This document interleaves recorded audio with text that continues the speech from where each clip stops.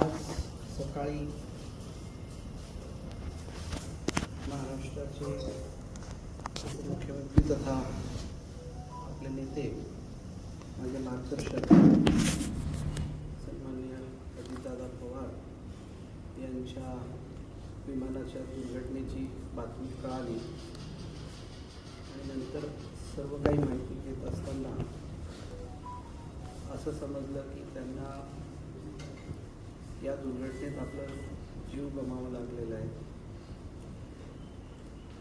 इंद्रनील नाईक किंवा राष्ट्रवादी काँग्रेस पक्षाची ही हानी नसून ही हानी संपूर्ण महाराष्ट्राची हानी आहे. एक कणखर नेता हा आपल्यामधून आज निघून गेलेला आहे. नाईक परिवार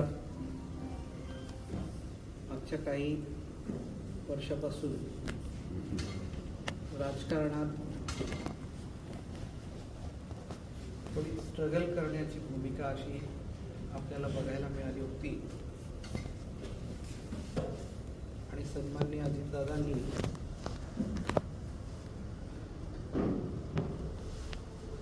नाईक परिवाराला पुनर्जीवित करण्याचं काम किंवा स्टेबिलिटी देण्याचं काम तिथे केलेलं आहे.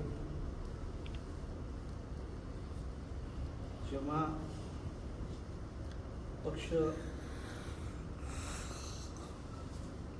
2023 पक्ष कसं राहील आणि पक्ष कसं फुटेल तेव्हा मला लक्षात आहे की सन्माननीय लोकनेते मनोहर भाऊ आणि मोहिनी यांचा आग्रह होता की दादा आपल्या पाठीशी खंबीरपणे नेहमीच उभे होते आणि आपल्याला दादांच्या पाठीशी उभं राहायला पाहिजे.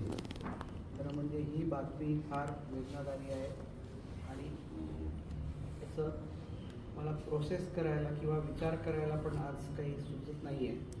सर्वप्रथम तर आम्ही दादांचं तिथे जाऊन दर्शन घेणार आहे. त्यानंतर राजकीय चर्चा ही आज उचित नाही.